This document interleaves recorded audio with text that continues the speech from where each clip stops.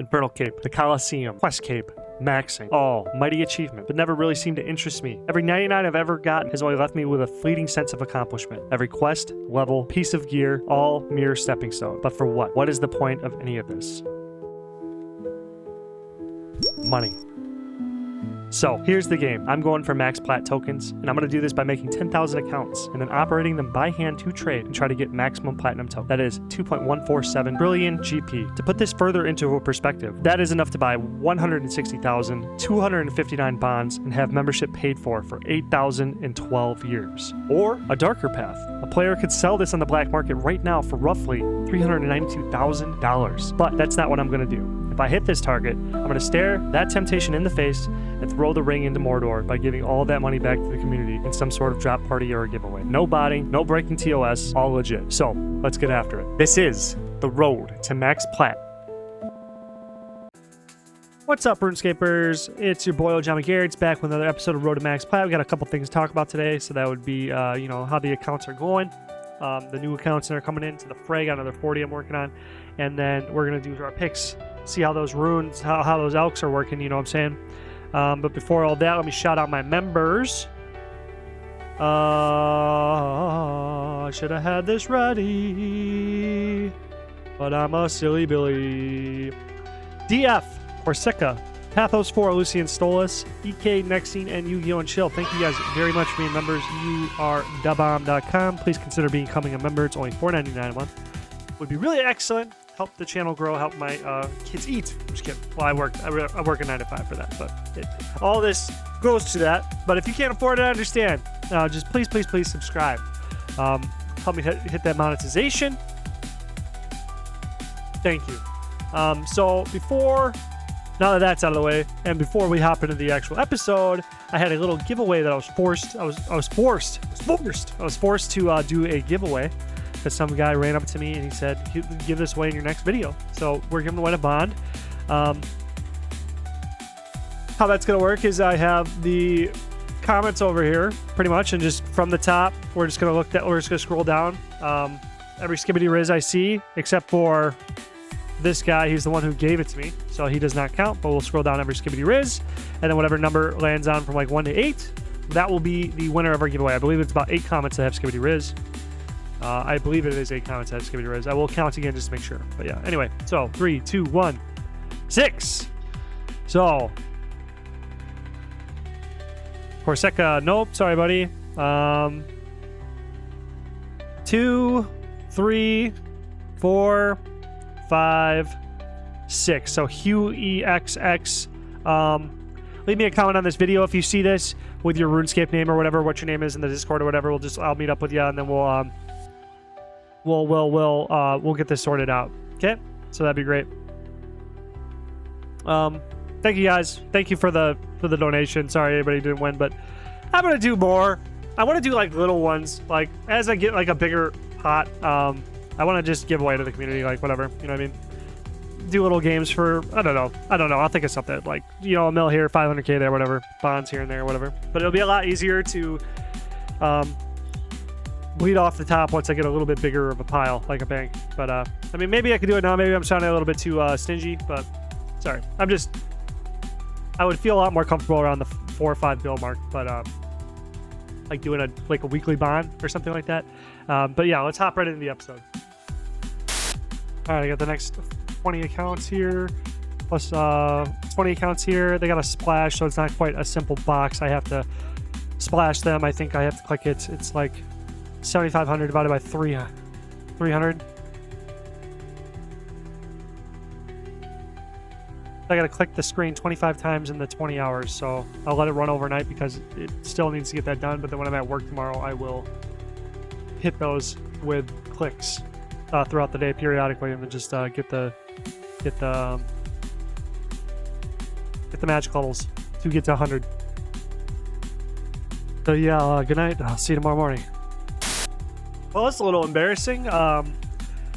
So here's what happened. I got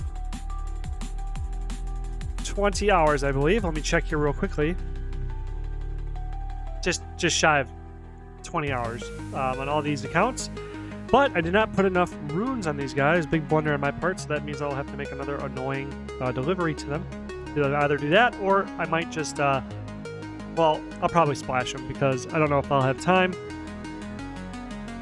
to do anything else. Sometimes, like, if I miss a couple, I'll just take them to the Grand Exchange and buy them big bones or something and then just bury a bunch. But just to get those early levels. But probably just deliver them, so yeah. I'm going to be logged in, but I want to see if I'm banned from that 16 mil I got handed. Oh. Sorry, it just always catches me out. Because, like, I don't normally trade with other players unless it's an equal trade because of that. But I didn't even think about it when I did it. So, oh wow, we already got a couple things here. So let's just look at our steel bars. It's a dead trade. That's a dead trade. I'm not going to worry about that. It's a completely different market. We're worried about elks right now and other high volume items. So, shit. It's a thread. I have to look that chart up. I have to grab that chart. There's a little in the chat. Somebody let me know that there is a huge. And this is why we do experiments, fellas. Because look at this. Okay, so we were doing 8-10. I said that thread was the move. Somebody dumped all they own, as you can see, or whatever. There's just like no more supply or no more demand for it, so it just plummeted to nothing. So like now it recovered at 8-9, but we were at a 10-8. That's why I don't like two GP margins like that. But we just see these huge, massive dumps. Though it could recover. You know, 10-11 it was what it was doing 30 days ago. We you know, if you're stuck in this kind of a situation, you just might have to wait. Like for the 1 year, this is an all-time low, so this is like obviously the best time to get into it. If like that would be my advice for trading it right now. But it is just a terrifying situation to be in. Now I lost potentially. Oh, I can make my money back. It's saying 8 each, but I don't think it's 8 each. But I can make my money back at least. Or you can just reset the offer in at 8 and then just go right back in. Just dollar cost average with it. So let's just try that out. See if we can kind of start recuperating some of our profits here. Let's just go like another 50k maybe. And then Mithril Arrows 441. 94. Not really doing much. Iron Arrows, we got 42,000. That's, see, again, that looks like a lot of buy limits. So we need to check that margin too, see if it's moved around. Then again, this is very important. Like this, it reminds me because I felt stupid talking to you guys about all this stuff, like doing this all the time. But this is why it's super important you do this experimental phase to find your picks before you scale it up, because it is extremely, extremely depressing. I cannot like emphasize that enough, that it's really depressing once you like have a trade that you're just rinse repeating, get used to making money, and then it just dumps on, like the rug pulls out from right under you. You know what I'm saying? So right. That looks fine. Just looks like a really good volume right now. Like just really good action. Iron Arrow still performing really well. We got 42k in one fucking day. So it's one slot. So then that sounds like buy limits. So that's really good. Rune Essence 94k in 1 day. What is this? This is a meme, bro. So we were able to sell our Mithril Pipe Bodies again for the same whatever. So I'm gonna actually like pump that up. I'm gonna try to get as much as I can. So what is the max? Let's just go for... No, the max can be like 750 or something like that, right? So it's 125 times 6. 750. So we're going to go for 750. And see if we can just grab those at that price movement here. Iron plate body. Dude, I see the iron plate bodies. I kind of want to go back into those like lesser items again. But, you know, elks, right? We need elks. Elks. Rune Sword. Let's try Rune Sword out.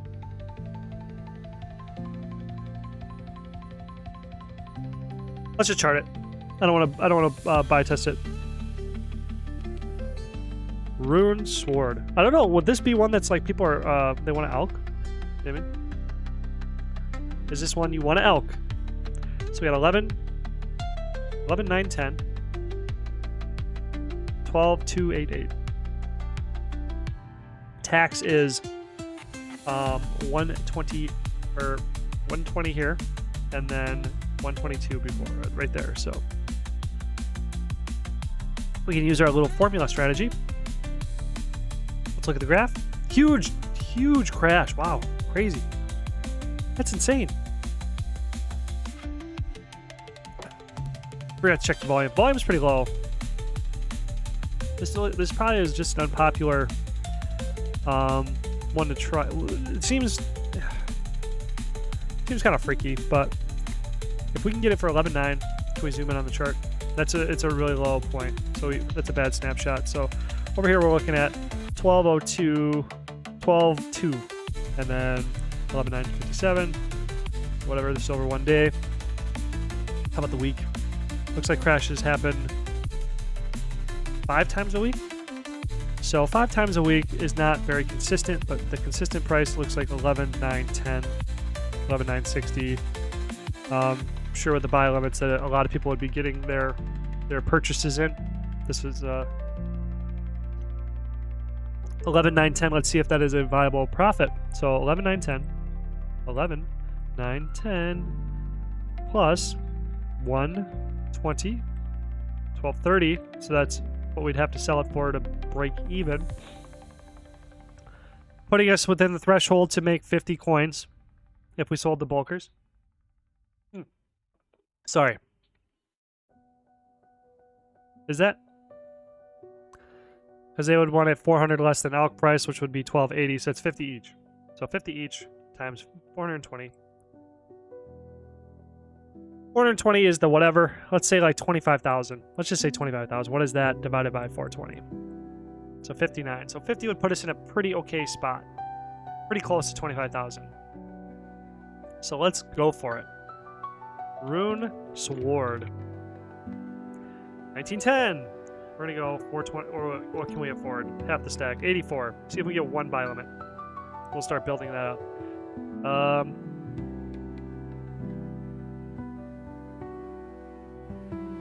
Want more cash flow. We'll put that back in at 9. Just get our return on our investment. Oh, yeah, 21 already. So that if this one wins, I'm going to try it 10 coins less. Try 10 coins less, I'm going to try 10 coins less, I'm going to keep trying at 10 coins less until we get our bottom price. Or like, you know what I'm saying. Anyway, so, first count's already done. Ooh, I had another idea today. Well, I've had this idea for a while. I think I mentioned it a long time ago. Before that, let's just run into this. So we got 1,000 at 960. Awesome. Let's go back for 1,000 at 890. 890 take away 61. I think this is 125, right? So 61 times 125 times 6. So potentially 45K a day. So let's see if we can do that again. Sounds good to me. This is the greatest money so far.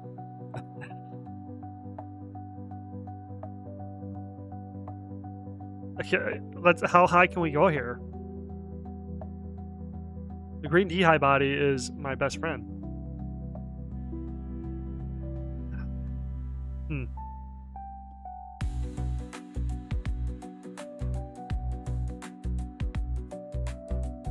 I'm sure this is like heavily botted. Okay, water rune, 200 water runes, baby. See, that's what I was just saying again to the elemental runes. We just got 200, but then this one was 40K, but we didn't get any yesterday. 0 LE runes. They're still the fucking best, bro. They're still the fucking best. Yes, I'm still right. It's amazing. So I gotta sell 50K back. Got the fire runes there. Just gonna do them again. You know, I trust them, but I just want everybody to see it. These are the 3. And earth runes, I saw somebody sent me a DM or something like that. Whatever, they're buying earth runes. Earth runes, you're gonna want to find a bulker, and you want them to buy them at 4.9, 4.8, 4.9, because they take fucking forever to sell on the Grand Exchange. So, okay. This is a nuance. There's a couple people that I've chatted with, and they they feel like I'm leaving money on the table when I do multiple accounts that have they're self-sustaining, where I have them play as their own accounts where they buy in 3 slots and then sell in 3 slots, and then they buy in 3 slots and they sell in 3 slots. So for pure essence, that makes sense because of the amount of trade, like how long it takes to sell, and it's very AFK. And we did the math, and it's like better to we did the math on like what the bulkers were buying for. If the bulkers were buying for like 1.4, it'd be better for us to pull all the pure essence off and sell to them again. But until they start giving us those prices, we're just not going to worry about it. We're just going to keep doing 2. I don't know if it's 1.4, 1.5. Sorry, I'd have to run the math back down based on acquisition and stuff. But I got a guy who's feeding me that data every week or every month whenever he does resets. So, you know, I realized I'm fucking advertising these stupid botters, bro. I gotta remember to turn that chat off. Anyway,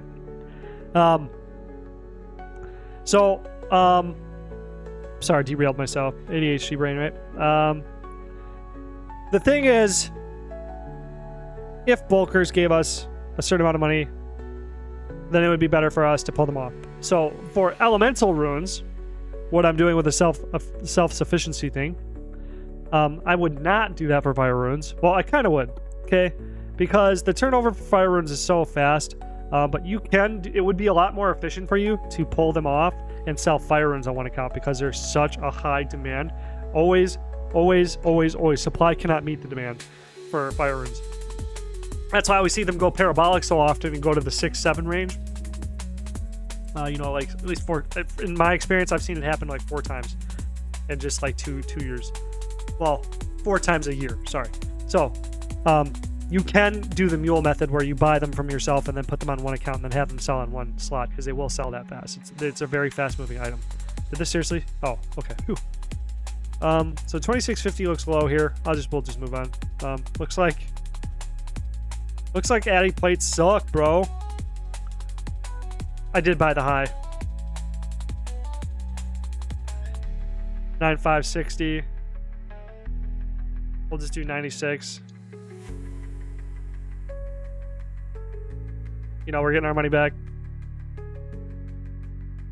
96 coins. I think it takes 96 coins off.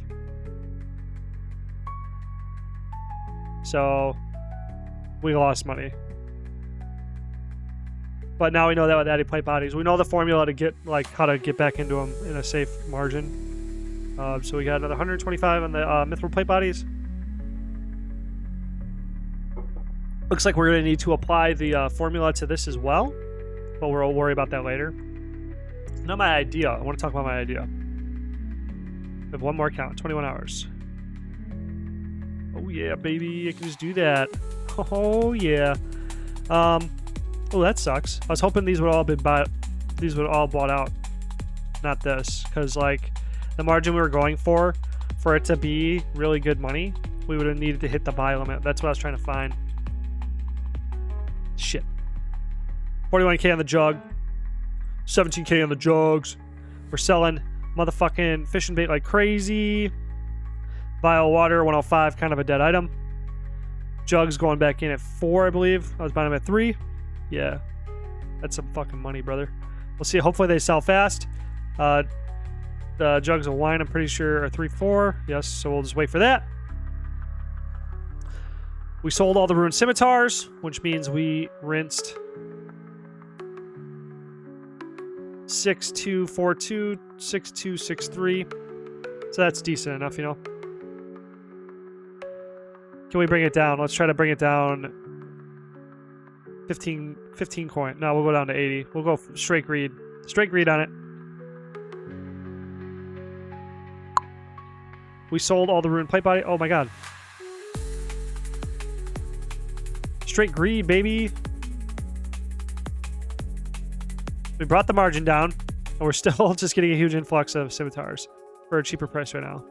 So that's awesome. Awesome. Cool. We'll just do the same thing right here with our rune plate bodies. Rune plate bodies, we got 16,164, so 16,165. We bought them for 16,125. 165. So we made a cool 40k there. Let's just try to bring this down to 10 coins and see if we can just get away with it. The rune two-handers, we're gonna let them sit another day. I think if we can't get the we're already at the bottom if we can't do this. So we're gonna need to find out what the high price is that we can sell quickly. At least to do this self-sufficiently. Like again, for the elks, I will probably have to offset. I'll have to collect, sell to bulkers. I don't want to, but I'm obviously leaving money on the table by wanting to do this. But I just want to like flesh it out and see if it's possible. So, fuck, I'm advertising these fuckers again. Anyway, so my idea. It's kind of an out there one. I may have talked about this in other episodes, but essentially what I want to do is... So I had a thought today. This was... Okay, so it's really out there. I'm kind of nervous, so bear with me here. I like currency. I like money, but I like currency and I like value, and I like countries or whatever. Money. I love money. Okay, I like money a lot. Okay, so I like... You know, it would be really cool to make currency. I think I've talked about this before. And, like, crypto would be the... So, crypto. Let's talk about crypto. Crypto is not... doesn't have a good reputation. But I've always wanted to start a crypto project because I believe in what crypto can be. You know, you got Bitcoin, you got Ethereum, you got the top 10, top 25, whatever, the serious projects. But I've always wanted my own. But, like, there's a lot of bad... publicity that goes around that, like erosion of trust. That's why I don't really talk about it too much. But I always wanted to start a cryptocurrency because I saw this guy Tech Lead, and he's not a very popular figure either, but he made a meme coin that was actually kind of not rug pullable because he put it in a liquidity pool and pinned it to $1, I believe, so that people could then invest in him without getting sniped. Because it's not like he locked the supply to a certain amount and he made it so that there can never be any more supply or whatever. And then pretty much what it is that if you trust Tech Lead, then the coin is profitable, essentially.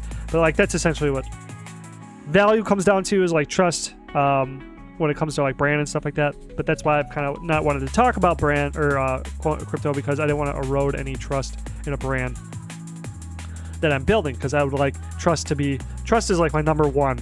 Like out of all of the things that are important in my brand that I'm building, like, you know, the RuneScape channel and, you know, starting businesses and learning things and, you know, what I want to grow, the future for what I want for this.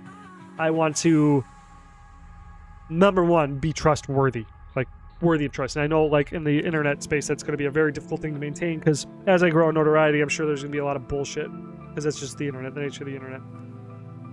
But that's why I try to be transparent. That's why I try to do the daily stuff. That's why I try to stream the accounts. That's why I'm trying to do this challenge. Inevitably, the reason why I want to make Max Plat is like to defeat the temptation.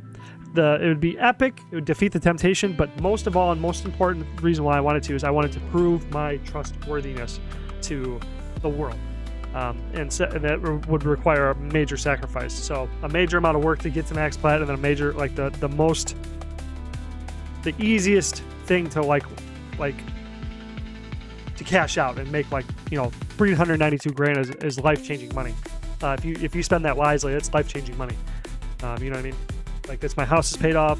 That means I paid off my second property, and I pay off my a big deal we're about to do, and then I'm operating completely from like cash flow and don't have to worry about the major cost of like financing loans and shit.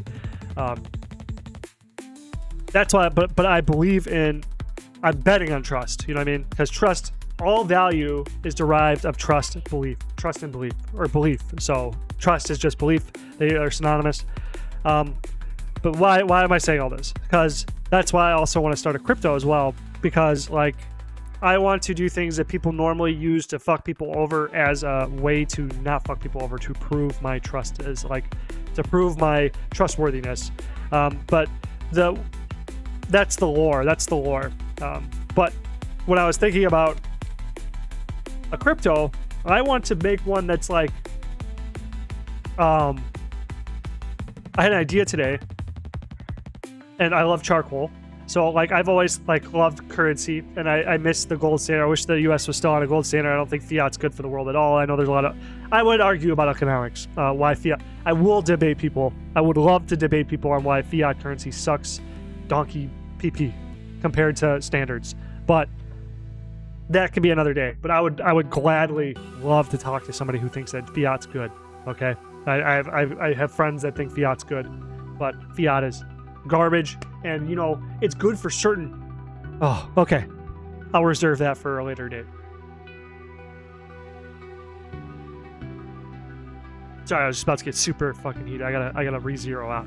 Anyway, so what I wanted in my crypto coin, and this kind of goes against what I was saying a little bit by proving my trustworthiness, but the coin I want to make is like, you know, there's stable coins, like you have USDC, USDT, you know, Tether. I think it's called Tether, but USDC is like US dollar coin. And these are like all stable coins that are just alternate means of financial transactions. So USDC, for instance, is like, why not just use a bank? So USDC is able to wire money a lot more quickly and securely than any bank institution can, because banks fuck up a lot. I guess like there's a lot of auditing being done on certain banks, and there's like payment processors and banks, and the payment processors and the banks aren't, and this is just a little bit of news I've read, they're in a disagreement about the balances of people's accounts and stuff like that.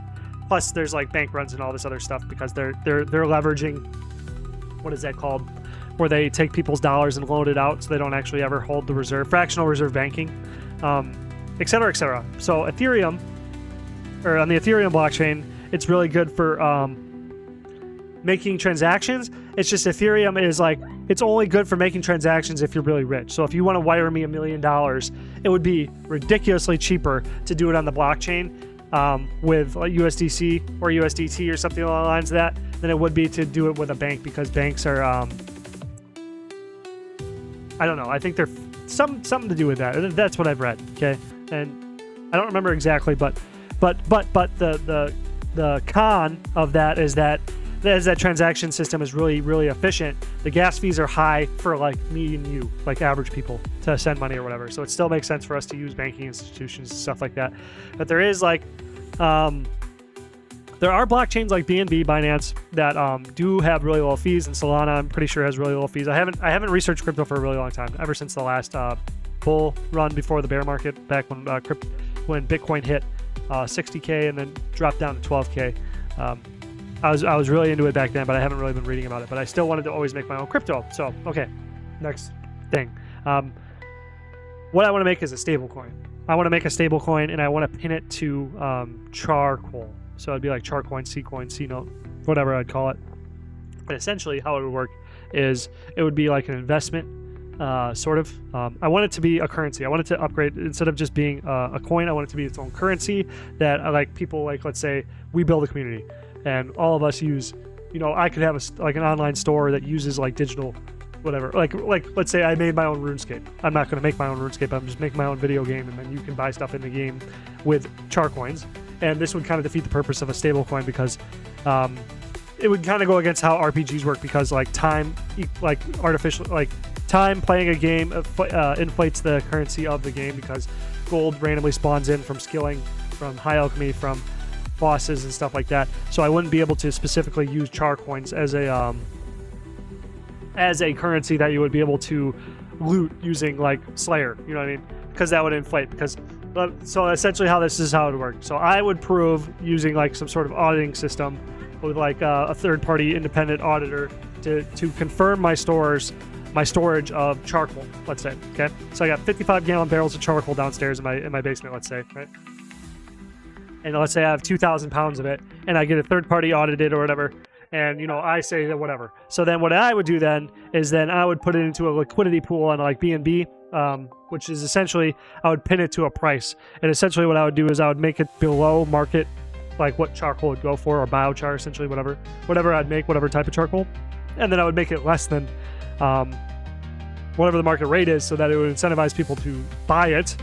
And then they would be able to, like, they would incentivize people who want to flip charcoal to buy it, because then they'd be holding charcoal. That's essentially, so I skipped a couple steps. So essentially what it would be is that every C coin you'd have, I would also then open an exchange, like a website with like electronic payment systems and stuff, or a redemption. It would be an exchange where I will always take one coin to 1 unit of charcoal. So you would just have to front the shipping. Or if you wanted to physically come to my storage, I will give it to you like a bank, like they would do with gold. So essentially what this would do, so now that thing I skipped, because I skipped this step, that last step it was supposed to explain that last step. So what I would do is then I would pin it to a cheaper price. So let's say charcoal, just for instance, I don't know what the going rate for charcoal or biochar is. I know it fluctuates a lot, but biochar can go from anywhere from like $1, sometimes for like raw char, to like I've seen like advertised on Amazon for like 15 to 20 bucks a pound. Or if you have like what is that shit called? It's the charcoal, activated charcoal that they use for like overdoses and shit. That stuff is really expensive too. Like charcoal comes in many forms and it can be really, really expensive if you just put a little bit of extra labor into it. But I digress. So essentially, let's just say it's $1 for a pound. Okay, so then I would pin it to 10 cents in my liquidity pool. So that means if you bought a charcoal, you then bought 1 pound of charcoal for 10 cents. So that's your incentive. If you wanted to invest, if you wanted to buy it to flip, there's one avenue that would make it lucrative for people. But the other thing it would be purchasing it as a store of value. That's what I really want to provide people, because I feel like the future. Sorry about that. So that's the store of value is the thing I really want to provide for people, because I feel that the future is this in some way. Like this model, I feel like anybody could do it, and it would pretty much turn everybody into some sort of like. See, I'm still trying to figure it out. Like, it makes sense in my head, but I just got to put the pieces together. I have all the pieces in my head. It's like I got to make them fit together. But essentially, if you wanted to save, you know what I mean? Money's inflating, and I understand that like charcoal could be easily inflated just by being mass produced, but it couldn't, because I would only produce as many char coins as I could produce in my storage. So that means like it would always have a bottom. It would stay stable in that regard. I would not create more char coins just unless I had the stable coin to produce it, and like its store of value. And I've been thinking about this for a while. That's another reason why I would set the liquidity pool price lower, because if it's going for 50 cents to $15 a pound on the market, depending on its uses and all the different fluctuations and stuff like that, it still has a bottom price. It's still a stellar value. And like the biggest part of the store of value that people don't seem to know a lot about is that charcoal can produce electricity. It's a very clean fuel. During one of the wars where there was going to be an oil crisis, I don't know if it was World War I or World War II, GM, I believe, designed a turbine that ran off coal. And coal is just a dirty form of charcoal. So they designed cars. I mean, I know North Korea is still using gasifier technology to run cars and trucks off wood gas, but you can modify cars to run. You can modify any combustion engine to run off of carbon monoxide gas, which is just charcoal, burnt charcoal at low oxygen temperatures. So like it can run generators. Charcoal will always have a bottom.